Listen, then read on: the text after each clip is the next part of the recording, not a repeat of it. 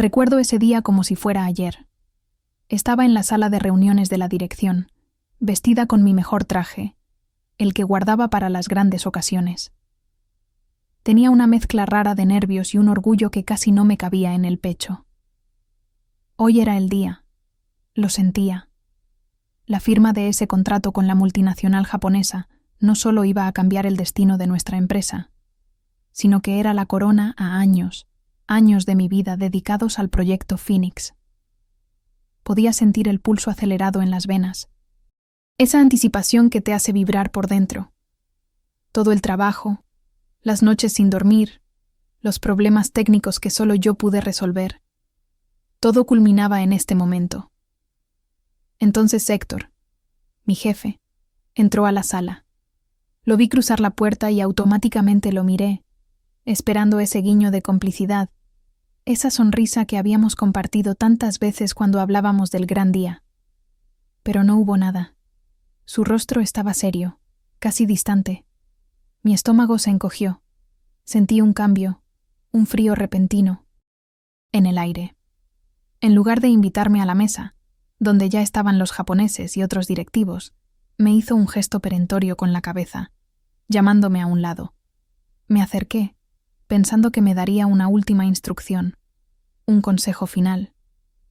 Pero lo que salió de su boca, esas palabras se me quedaron grabadas a fuego. Con un tono condescendiente que juré nunca olvidar, soltó la bomba. Rocío, necesito ser honesto contigo. Este proyecto ha crecido demasiado. Necesitamos un perfil más directivo para la fase final. Sinceramente, creo que no tienes el perfil de liderazgo que exige una negociación de esta magnitud. Eres brillante técnicamente, sí, pero no eres una líder nata. Y ahí, sin más, me informó que otro colega, un hombre con menos experiencia técnica que yo, pero con más presencia ejecutiva, que todos sabíamos que significaba que era su amigo de golf, tomaría mi lugar en la mesa. Sentí un golpe físico. El aire se me escapó de los pulmones. No podía creer lo que estaba escuchando. Mi proyecto, mis invenciones, mi visión, descartada así, en el último minuto. Intenté argumentar, abrir la boca para recordar todos mis logros, la forma en que yo misma había liderado al equipo hasta este punto crítico. Pero Héctor me interrumpió, frío como el hielo. No lo tomes personal, Rocío. Es una decisión estratégica. Te reasignaremos a otros asuntos.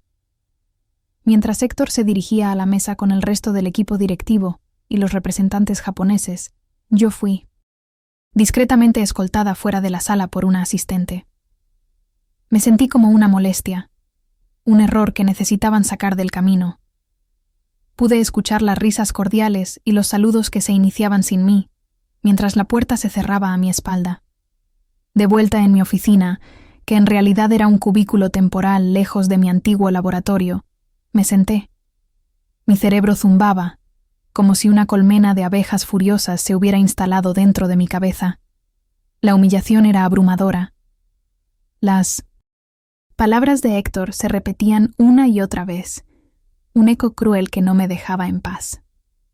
Miré mi escritorio, mis objetos personales, mi diploma colgado en la pared. Y fue en ese momento cuando me di cuenta de la magnitud de lo que había perdido. No solo una oportunidad de oro, no solo el reconocimiento que tanto había anhelado. Había perdido años de dedicación, mi identidad profesional, mi lugar. Sentí el primer indicio de un abismo que se abría bajo mis pies, un vacío que amenazaba con tragarme, entera. Y lo peor de todo es que ellos seguían ahí, celebrando, sin mí. Me encerré en mi cubículo, aunque ya no sentía que fuera mío. La rabia inicial, esa furia que me hizo querer gritar, se había convertido en algo mucho más pesado.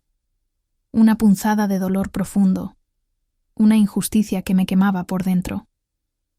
Las lágrimas me nublaron la vista, pero no las dejé caer.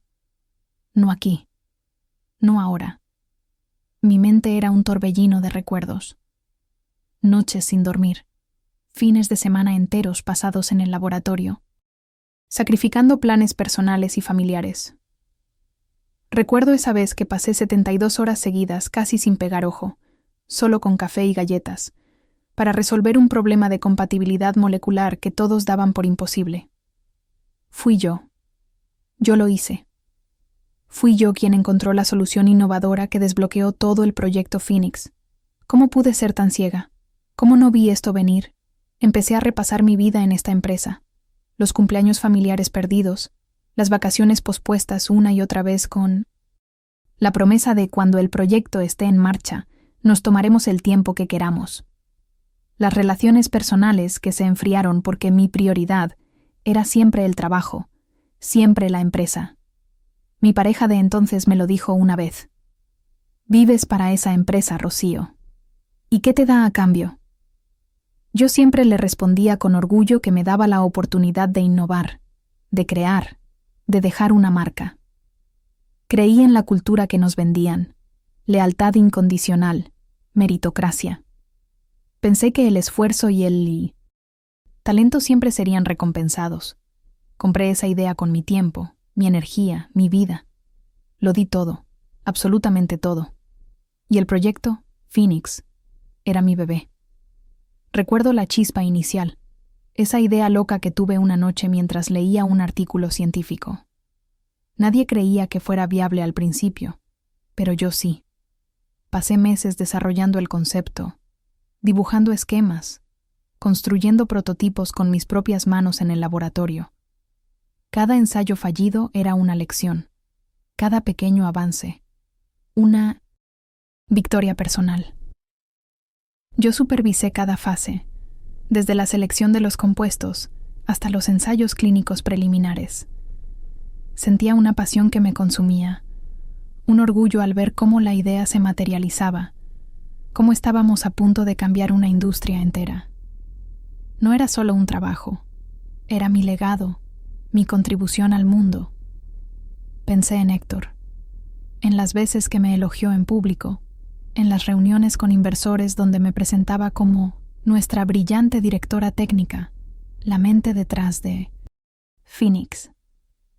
Me prometió crecimiento, me aseguró que yo era fundamental para el futuro de la empresa, que mi nombre estaría ligado para siempre al éxito del proyecto. Cómo esas palabras ahora sonaban huecas, como una cruel burla. ¿Fue siempre así de calculador? ¿O la traición fue una sorpresa incluso para él?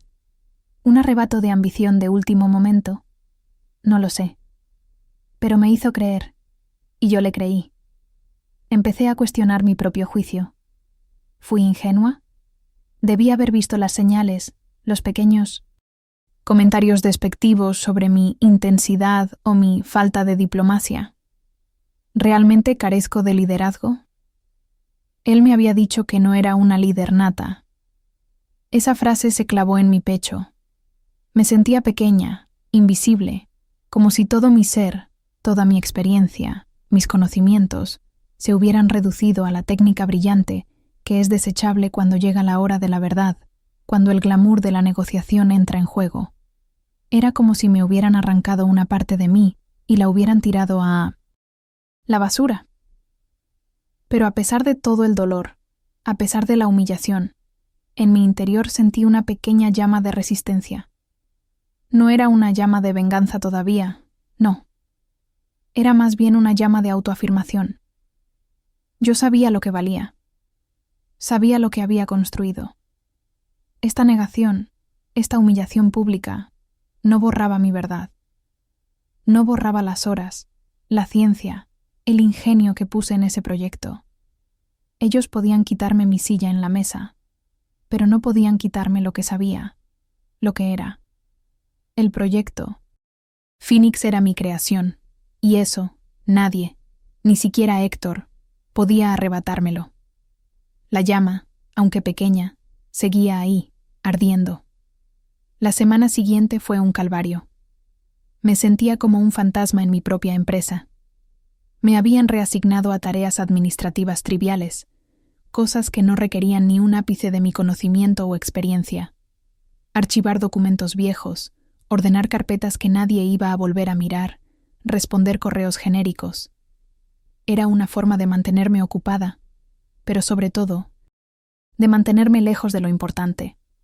Caminaba por los pasillos y sentía las miradas, los susurros. Algunos colegas me miraban con pena, otros con una satisfacción apenas velada, como si mi caída les confirmara que su mediocridad era el camino seguro. La empresa entera estaba celebrando el avance del acuerdo con Japón, un éxito que yo había hecho posible, y yo era la única que no podía celebrar. Sentía una profunda sensación de pérdida, no solo de mi puesto, o de la oportunidad que me habían arrebatado. Había perdido mi identidad profesional, mi lugar en el mundo que yo misma había ayudado a construir. Era como si me hubieran borrado.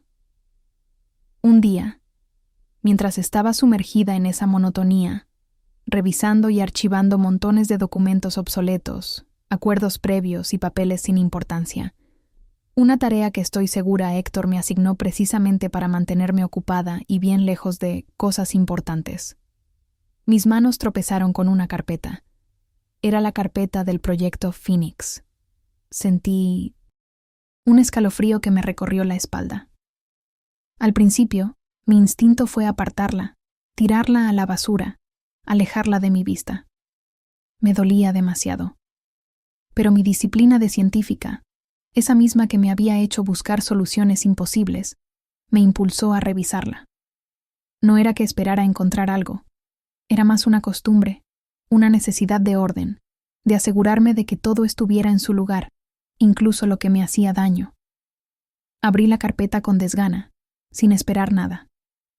Dentro había borradores, notas y el borrador final del contrato de colaboración internacional.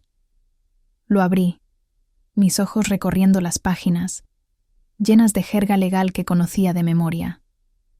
Era el mismo contrato que habíamos negociado durante meses, el mismo que yo había revisado hasta la extenuación. De repente, una frase, casi escondida entre tanta letra pequeña, saltó a la vista. Estaba subrayada en rojo, una nota que yo misma había hecho en alguna revisión temprana. Mis ojos se fijaron en ella, una y otra vez. Decía: Cláusula 7.2. Persona clave, Key Person Clause. El presente acuerdo quedará invalidado y sin efecto si la directora técnica principal, Dra. Rocío Vargas, es removida de su cargo de responsable técnico del proyecto Phoenix sin el consentimiento expreso y por escrito del socio internacional. Leí la cláusula una y otra vez. Al principio fue incredulidad. ¿Estaba viendo bien? ¿Era real? Luego, una comprensión fría y dura como el acero se apoderó de mí. Recordé perfectamente esa cláusula. Fue una salvaguarda que yo misma había insistido en incluir en los términos del contrato.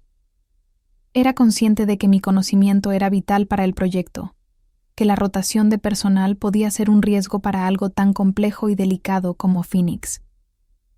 Los japoneses, con su rigurosidad y su respeto por la experiencia, habían aceptado con gusto.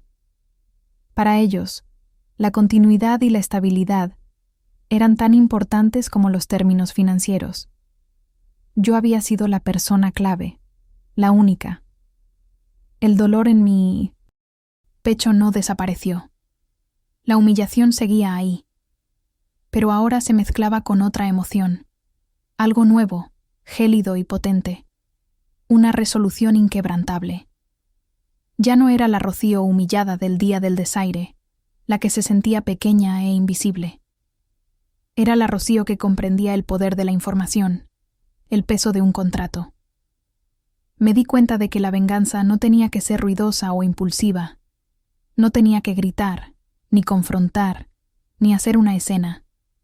Podía ser silenciosa, paciente y, lo más importante, perfectamente legal. Miré el contrato en mis manos. Luego miré por la ventana de mi cubículo temporal. Mi mente, que hasta hacía unos minutos estaba nublada por la emoción y el dolor, ahora funcionaba con la precisión de un bisturí. No tenía que hacer nada extraordinario. nada que no estuviera ya establecido. Solo tenía que dejar que el contrato hiciera su trabajo. La batalla había cambiado de terreno, y el campo de juego, de repente, estaba inesperadamente a mi favor. Héctor había creído que me había quitado todo, pero yo había dejado una trampa, y él, en su arrogancia, la había activado sin darse cuenta. Desde ese día en que la cláusula saltó a mi vista, la rabia no se fue del todo, pero se transformó. Ya no era ese fuego que me quemaba por dentro, sino un frío calculador. Entendí que mi plan no era una venganza activa en el sentido de tramar algo retorcido. No. Mi plan era mucho más simple y mucho más devastador. Asegurarme de que las reglas del juego se siguieran al pie de la letra, tal como estaban escritas, tal como Héctor y todos los demás habían aceptado. Me convertí en una sombra, observando y documentando cada movimiento sin levantar la más mínima sospecha. Mis nuevas tareas administrativas, esas que me habían asignado para mantenerme lejos de lo importante, se convirtieron en mi disfraz perfecto. Pasaba los días, con la apariencia de una empleada resignada a su destino, revisando cada comunicación que pudiera estar relacionada con el contrato. Era metódica, como siempre lo he sido. Fui reuniendo copias de todos los correos electrónicos, las minutas de reuniones, los borradores de contratos que, en algún momento, habían mencionado la cláusula de persona clave. Me aseguré de tener cada documento que probara que esa cláusula existía y que había sido aceptada por ambas partes. No dejé nada al azar. También investigué los protocolos internos de la empresa. ¿Qué se hacía cuando se removía a personal clave de un proyecto internacional? ¿Cómo se notificaba a las partes implicadas? Quería saber cada paso, cada formalidad, cada plazo. Necesitaba entender el laberinto burocrático para saber exactamente dónde y cómo se iba a producir la colisión. Era como una científica preparando un experimento, controlando todas las variables posibles. Y mientras hacía todo esto, no dejaba de observar a Héctor. Lo había conocido bien durante años. Sabía que era impulsivo, que le importaba más la imagen que la sustancia. Era de los que firmaban sin leer la letra pequeña, confiando en que los abogados se encargarían. Subestimaba los detalles legales y técnicos. Su arrogancia era su mayor debilidad. Anticipaba que él, en su prisa por adjudicarse el éxito y deshacerse de mí, no se molestaría en revisar a fondo las cláusulas que él mismo había ayudado a redactar, o que, para ser más precisos, yo había redactado y él solo había firmado. Él pensaría que yo era solo una molestia técnica, no una amenaza contractual. Mi única acción activa en todo esto sería asegurarme de que una comunicación clave sucediera, exactamente como debía ser, sin añadir ni quitar una sola palabra. Identifiqué el punto exacto en el protocolo de la empresa. Si un responsable técnico era removido de un proyecto internacional, debía enviarse una notificación formal a la contraparte. Esta notificación tenía que ser veraz y cumplir con ciertos plazos. Era una formalidad, sí, pero en este caso, esa formalidad era mi arma. No tendría que hacer nada más que enviar ese correo, sin emociones, sin acusaciones, solo los hechos. También me tomé el tiempo de investigar discretamente las políticas de la empresa japonesa. Sabía que eran extremadamente rigurosos con los contratos. Para ellos, la palabra dada y la letra escrita eran sagradas. Su aversión al riesgo era legendaria. Una cláusula de persona clave no era una formalidad menor. Era una columna vertebral del acuerdo, especialmente cuando se trataba de propiedad intelectual y dirección técnica. Un cambio en 1920. La persona clave sin su consentimiento sería una afrenta directa, una ruptura de la confianza. Ellos no tolerarían eso. Lo que para Héctor era una decisión estratégica o un perfil de liderazgo, para los japoneses sería una grave violación contractual. Me senté frente a mi computadora, con los ojos fijos en un correo electrónico que sabía que debería enviar en el momento justo. No había ira en mi mirada ahora, solo una fría determinación. Había revisado cada detalle, cada paso. Mi plan era impecable precisamente porque no implicaba trampa, solo transparencia y el cumplimiento de las normas que todos habían aceptado. La venganza, me di cuenta, a veces solo requiere dejar que la verdad actúe por sí misma. No necesitaba un plan complicado, solo la paciencia para dejar que la bomba de tiempo que yo misma había plantado explotara en el momento preciso. Héctor había subestimado mi capacidad de liderazgo, pero lo que realmente había subestimado era mi meticulosidad como científica y el poder de un contrato bien redactado. La mesa estaba servida. El día de la firma llegó, trayendo consigo una atmósfera que para el resto de la empresa era festiva. Para mí, era el día en que la bomba de tiempo que había plantado, sin que nadie lo supiera, finalmente estallaría. Los pasillos estaban llenos de un zumbido de anticipación y alegría. Vi a Héctor moverse con una arrogancia que me revolvía el estómago. Lideraba la delegación de nuestra empresa, sonriendo para las cámaras que habían dispuesto en la entrada, estrechando manos, recibiendo felicitaciones.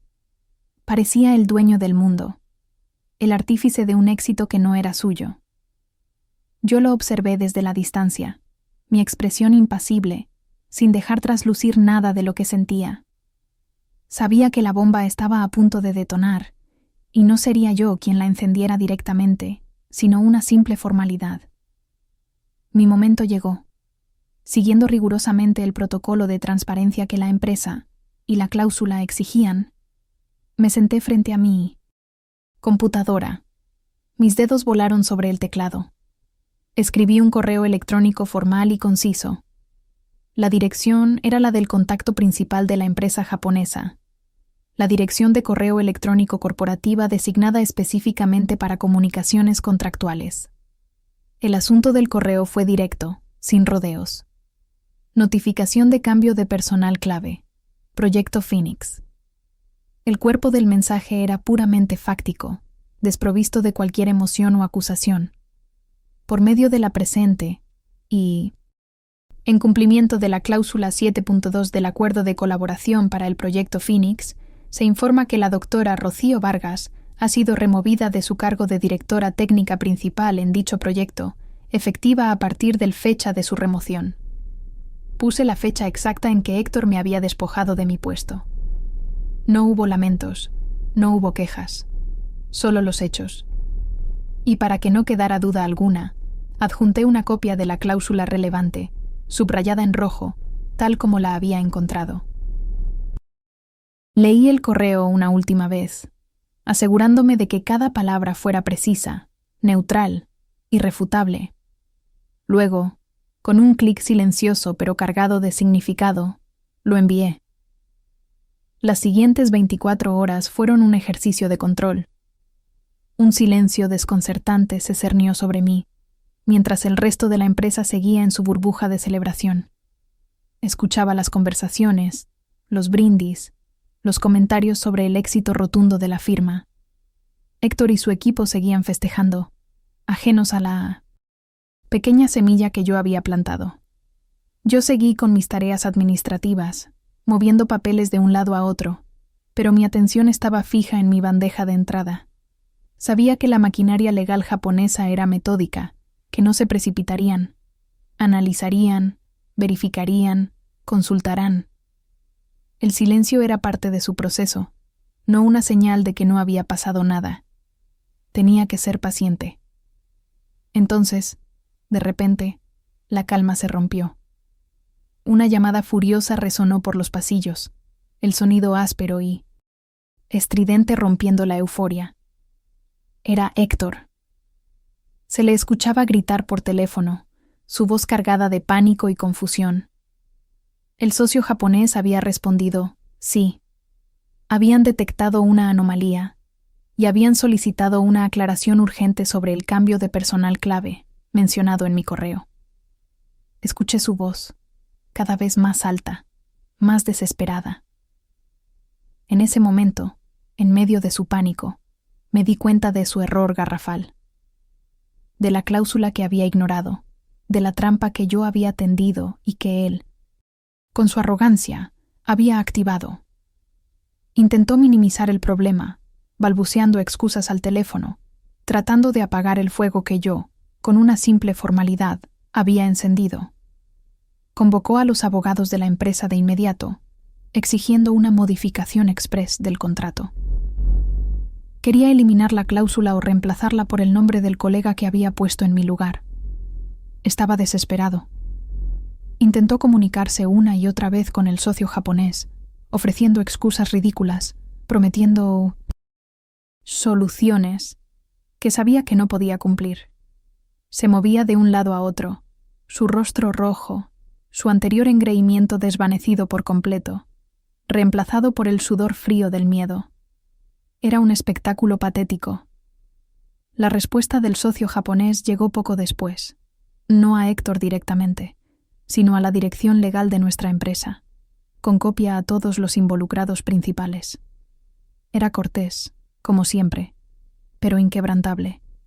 Citaban la misma cláusula 7.2 que yo había adjuntado, y su política de rigurosa adherencia a los acuerdos. Rechazaban cualquier modificación post facto. Para ellos, el contrato, tal como estaba ahora, era nulo. La confianza se había roto. El proyecto quedaba suspendido, pendiente de una revisión completa de la situación. La trampa se había cerrado. No había vuelta atrás. Héctor había desestimado mi liderazgo, pero no podía desestimar el poder de un contrato. El proyecto, los $320 millones, todo se había esfumado en un instante, no por una traición mía, sino por su propia ceguera y arrogancia. Mi venganza no había necesitado gritos, ni conspiraciones, solo la verdad desnuda. Y esa verdad había sido suficiente para desatar una tormenta perfecta. El golpe fue demoledor. La noticia de la suspensión del acuerdo internacional de $320 millones cayó sobre la empresa como un rayo en un día despejado. La euforia de la victoria, que apenas unas horas antes había llenado los pasillos, se transformó en una consternación palpable. De repente, el silencio era diferente, no el de la celebración, sino el de un shock colectivo. Los murmullos se extendieron como un virus. Los rumores volaban de cubículo en cubículo, distorsionando y exagerando la verdad, pero todos apuntando a lo mismo. Se había perdido una fortuna. Los directivos, que hasta hacía nada se paseaban con sonrisas, ahora tenían el rostro pálido y los ojos desorbitados. Nadie podía creerlo.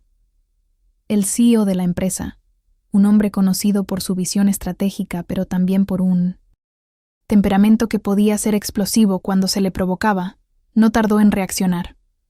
Exigió una reunión de emergencia con el directorio, una reunión que todos sabíamos que no sería para celebrar. La primera persona en ser llamada a rendir cuentas, por supuesto, fue Héctor. Me imaginaba la escena, la tensión en el aire, el peso de la responsabilidad aplastándolo. En la sala de juntas, que imagino tensa y cargada como un día de tormenta, Héctor intentó justificar lo injustificable.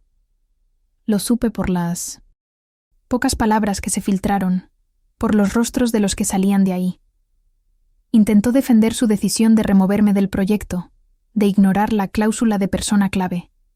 Balbuceó excusas que sonaban huecas. Falta de liderazgo, reestructuración estratégica, un error de comunicación.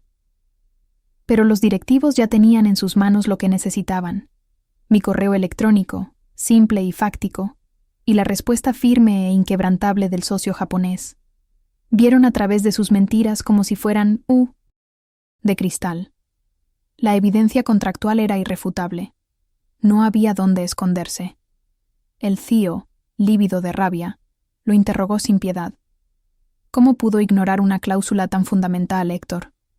¿Cómo pudo poner en riesgo el futuro de la empresa por una decisión personal y sin sustento?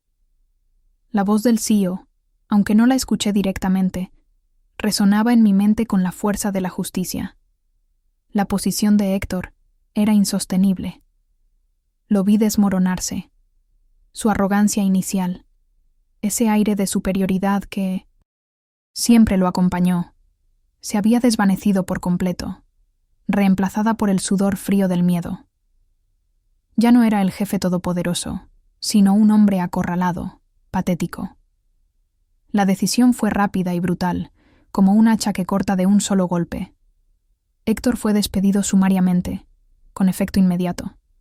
Su carrera, esa que había construido sobre la sombra del trabajo de otros, sobre promesas vacías y decisiones impulsivas, se desmoronó ante los ojos de todos. La humillación fue pública y devastadora, mucho más de lo que él me había infligido a mí en esa sala de reuniones. La empresa, en un intento desesperado por contener el daño y evitar un colapso total, emitió un comunicado interno escueto, anunciando cambios en la dirección del proyecto Phoenix, sin dar más detalles. Era una forma de limpiar la alfombra, pero el olor a fracaso ya impregnaba cada rincón. Yo observé todo desde la distancia, desde mi cubículo temporal, el mismo desde donde había enviado el correo que desató la tormenta. No sentí una pizca de regocijo malicioso. No hubo gritos de victoria interna, ni bailes de satisfacción. Fue algo más frío, más profundo.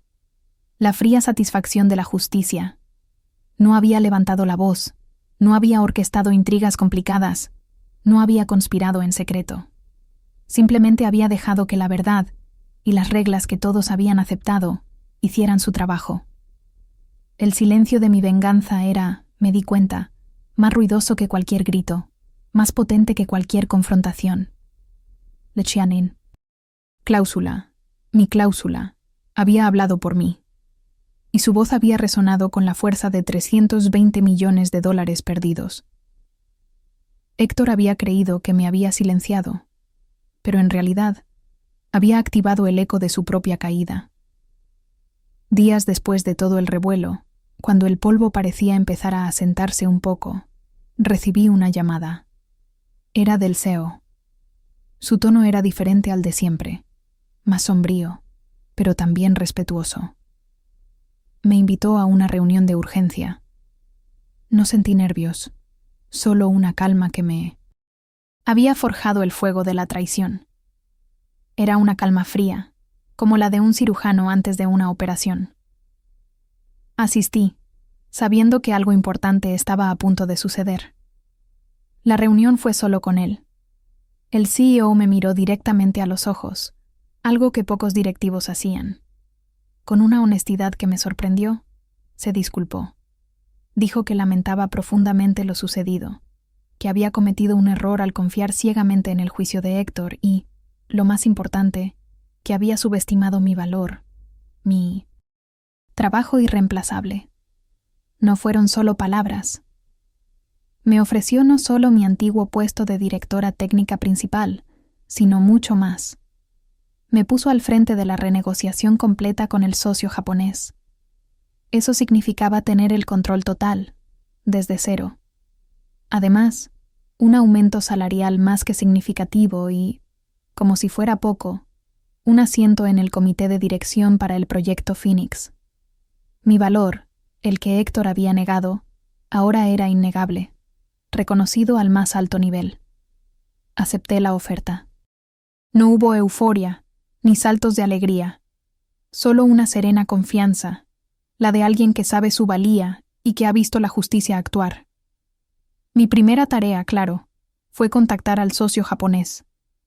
Mi comunicación fue profesional, sin adornos. Me disculpé por la confusión, por los inconvenientes causados por el cambio inesperado de personal. Reafirmé mi compromiso personal con el proyecto, con la visión original que ellos habían comprado. Y la respuesta, lo noté enseguida, fue mucho más cálida de lo que esperaba. La confianza estaba dañada, sí, pero no rota del todo. Sabía que podíamos reconstruirla, ladrillo a ladrillo. Reasumí mi posición con una autoridad diferente.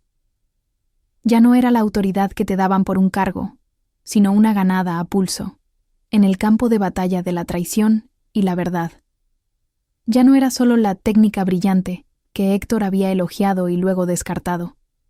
Era la líder que el proyecto siempre había necesitado, una que entendía la ciencia, sí, pero también la política, corporativa, y el peso de las palabras en un contrato. El equipo me recibió con una mezcla de alivio y un respeto renovado. Habían visto lo que pasó. Sabían quién era yo. La renegociación del acuerdo avanzó bajo mi dirección, y esta vez, la base de confianza era mucho más sólida. No se trataba solo de números, sino de respeto mutuo. Desde mi nueva oficina, que ahora tenía una vista espectacular de Buenos Aires, miré el horizonte. El sol se ponía, pintando el cielo de naranja y púrpura. Pensé en Héctor. Héctor me dijo que no era una líder, murmuré para mí misma. Me quitó mi proyecto, me negó mi reconocimiento y creyó que me había silenciado para siempre. Pero le enseñé que liderar también es saber cuándo dejar que una cláusula hable por ti. A veces, la venganza no se planea con trucos o conspiraciones. Ya está escrita en el contrato, esperando ser activada. Y sí, a veces, el silencio de la verdad es el rugido más ensordecedor de todos. Había demostrado mi liderazgo, no con palabras, sino con hechos, con la verdad. Mi historia no terminó ahí, claro. El proyecto Phoenix renació, más fuerte que antes. Yo no solo recuperé lo que era mío, ascendí a un lugar mucho más alto de lo que Héctor jamás podría haber imaginado. Él, en su ambición ciega, solo veía el corto plazo. Yo, en cambio, había construido un legado. Mi historia se convirtió en un testimonio de lo que significa el verdadero liderazgo, de cómo la inteligencia y la integridad pueden prevalecer, incluso frente a la traición más amarga. Y ahora, a ustedes, que me están escuchando, ¿alguna vez se encontraron con una cláusula oculta, un detalle que cambió por completo el juego en su trabajo o en su vida? ¿Creen que la justicia, esa justicia kármica de la que tanto hablamos, realmente opera en el mundo corporativo? Me encantaría leer sus historias de venganza profesional, de justicia inesperada, de esos momentos donde la verdad salió a la luz. Cuéntenme todo en los comentarios aquí abajo. Y por favor, no olviden darle me gusta a este video, y si aún no lo han hecho, suscríbanse a Café Frío y Venganza. Aquí seguiremos compartiendo más historias como la mía, donde la oficina es el campo de batalla y la inteligencia, el arma más letal. Nos vemos en el próximo café.